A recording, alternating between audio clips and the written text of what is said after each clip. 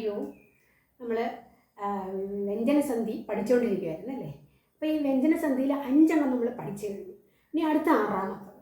ഇനിയുള്ളത് വളരെ ചെറുതായിട്ടുള്ളതാണ്, മറ്റതുപോലെ കുറച്ച് പ്രയാസമുള്ളതല്ല. അപ്പോൾ അതെന്താണെന്ന് നോക്കാം. അതാണ് ഷത്വവിധാനം. ഷത്വവിധാന സന്ധി അതെന്താണെന്ന് നോക്കാം. നമുക്ക് സ്വരങ്ങൾ അറിയാം. അപ്പം ആ മുതൽ ഇവ ഇല്ലാതെ ഇവയ്ക്ക് ഭിന്നമായ ഒരു സ്വരം, ആ എന്ന് പറയുമ്പോൾ ആയും വരും. അതിന് ഭിന്നമായ ഒരു സ്വരം പരമായി സ് വരികയാണെങ്കിൽ ആ സ് ഷ് ആകും. അതാണ് ഷത്വവിധാനം. അപ്പം നോക്കിക്കോ, ഒരു ഉദാഹരണം നോക്കിക്കോളൂ. ഉനി പ്ലസ് സു, ഉനി പ്ലസ് സു. അപ്പം ഇവിടെ ഈ ആണ് വന്നിരിക്കുന്നത് അല്ലേ? ഈ പരമായിട്ട് എന്ത് വന്നു? സു വന്നു. ഈ എന്ന് പറയുന്നത് ആയ്ക്ക് ഭിന്നമായ ഒരു സ്വരമാണ്. ആയോ അല്ല. അപ്പം ഇത് പരമായി സു വരികയാണെങ്കിൽ ഈ സു എന്തായി മാറും എന്ന് പറഞ്ഞു? സ് ഷ് ആവും. അപ്പം നോക്കിക്കോളൂ, മുനി പ്ലസ് ഷു ആകും അല്ലേ? ചേർത്ത് പറയുമ്പോൾ എന്താണ്? മുനിഷു.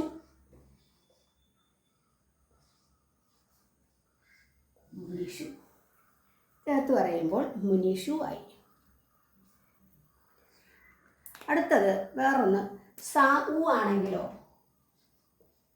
സാധു പ്ലസ് സു. അതെങ്ങനെ വരും? അപ്പോൾ ഊ ആണ് ഇവിടെ. ഊ പരമായിട്ട് സു വന്നു. ഇത് ഊ എന്ന് പറയുന്നത് ആക്ക് ഭിന്നമായ സ്വരമാണ്. അപ്പോൾ സാധുഷു ആയി.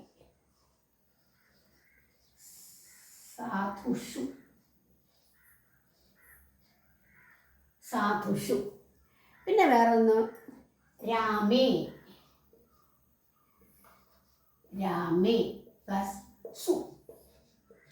അപ്പോൾ അതെന്താ? ഇത് എ ആണ്. രാമേ എന്ന് പറയുമ്പോൾ എയിലാണ് അവസാനം. അപ്പോൾ എ പരമായിട്ട് സു വന്നു. എയും എന്താണ്? ആക്ക് ഭിന്നമായ സ്വരമാണ്. അപ്പം ഈ സു ഷു ആവും. രാമേ സു മാറി ഷു ആയി.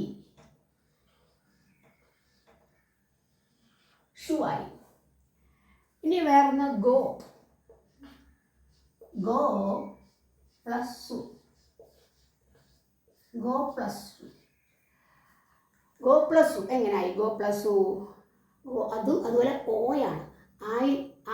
ആയോക്ക് ഭിന്നമായ സ്വരമാണ്. അപ്പം അത് കഴിഞ്ഞിട്ട് വന്നാൽ അതും എന്തായും ഷു ആയി മാറും. അപ്പം ഗോ പ്ലസ് സു ഗോഷു.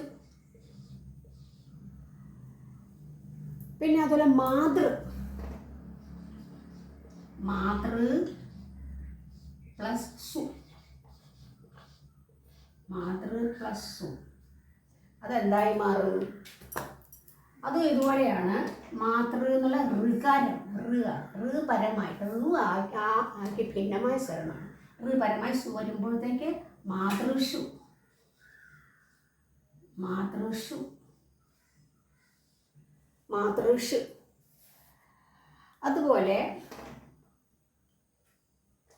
അതുപോലെയാണ് പിതൃ പ്ലസ് ടു പിതൃഷു. പിന്നെ ഹരി പ്ലസ് ടു ആണെങ്കിൽ ഹരി പ്ലസ് ടു ഹരിഷു. ഇനി ഇതിന് അപവാദമുണ്ട്. അതായത് അഥവാ ഞാൻ നേരത്തെ പറഞ്ഞു ആക്ക് ഭിന്നമായ സ്വരം വരികയാണ്. ഇനി ആണെങ്കിൽ എങ്ങനെ വരും എന്ന് നോക്കിക്കോളൂ. ലതാ പ്ലസ് ടു എന്നുള്ളത് ലതാ പ്ലസ് ടു. ഇവിടെ എന്താണ്? ആയാണ്. ആക്ക് ഭിന്നമായ സ്വരം വന്നാലേ ഈ സു മാറുള്ളൂ. അപ്പോൾ നമുക്ക് എങ്ങനെ ആൻസർ കിട്ടുള്ളൂ? ഇത് ഷു ആകുമോ? ഇല്ല. എന്തുകൊണ്ട്? ഇവിടെ ആക്ക് ഭിന്നമായ സ്വരം അല്ല, ആ തന്നെയാണ്. അപ്പം ലതാ സൂന്നയാവുള്ളൂ. ഇതാണ് ഷത്വവിധാനം. അടുത്തത് 7ാമത്തതാണ്. 7ാമത്തെ വ്യഞ്ജനസന്ധിയാണ്. അതായത് നത്വവിധാനമാണ്. നേരത്തെ ഷത്വവിധാനമാണ്, ഇനി നത്വവിധാനമാണ്. അതെന്താണെന്ന് നോക്കാം. ഇപ്പം നോക്കിക്കോളൂ. ഋ ഇവ പരമായി ന് വരികയാണെങ്കിൽ ആ ന് എന്തായി മാറും? ന് ആയി മാറും. അപ്പം ഈ ഇവ പരമായി ന് വന്നാൽ ആ ന് എന്തായി മാറുന്നു? ന് ആയി മാറും. അതെങ്ങനെയാന്ന് നോക്കിക്കോളൂ. ഉദാഹരണം മാതൃ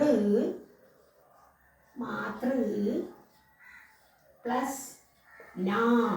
ഇത് നോക്കിക്കോളൂ. ഇവിടെ ഋ ആണ്. ഋ പരമായി ന് വന്നില്ലേ? അപ്പം ഇതെന്തായി മാറി? ഈ ന എന്തായി പറഞ്ഞു? നായാവും. അതെങ്ങനെ? മാതൃനാം, മാതൃനാം, മാതൃനാം. അതുപോലെ പിതൃ പ്ലസ് നാം, പിതൃണാം. അടുത്തത് വിശേഷ, വിശേഷ പ്ലസ് നം. അപ്പം ഇവിടെ ആയാണ്. ആക്കി പരമായിട്ട് ഞാൻ വന്നു. അപ്പം വിശേഷണം. ഇവിടെ വിശേഷ എന്നുള്ളതിൽ എന്താണ്? ഷ് പരം, ഷ് ആണ് ഇരിക്കുന്നത്. ഇതിന് പരമായിട്ട് ഞാൻ വന്നു ഇതുപോലെ. അപ്പം വിശേഷണം, വിശേഷണം. മനസ്സിലായില്ലേ? അതുപോലെ പിതൃ പ്ലസ് നാം, ഇതുപോലെ മാതൃ പ്ലസ് നാം വന്നോലും പിതൃ പ്ലസ് നാം, പിതൃണാം. അപ്പോൾ ഇത് എളുപ്പമല്ലേ? അപ്പോൾ ഇങ്ങനെ രണ്ടെണ്ണമാണെന്ന് പഠിച്ചത്, ഷത്വവിധാനവും നത്വവിധാനവും. അപ്പോൾ ഇനി അടുത്ത് ഇത് ഇപ്പം രണ്ടെണ്ണമായി, അതായത് 5, 6, 7, 6ഉം 7ഉമായി, 7എണ്ണമായി. ഇനി ഉള്ളത് അടുത്തതും ഇതുപോലെ വളരെ എളുപ്പമാണ്. അത് അടുത്ത ക്ലാസ്സിൽ. അതുവരെ എല്ലാവർക്കും നന്ദി, നമസ്കാരം.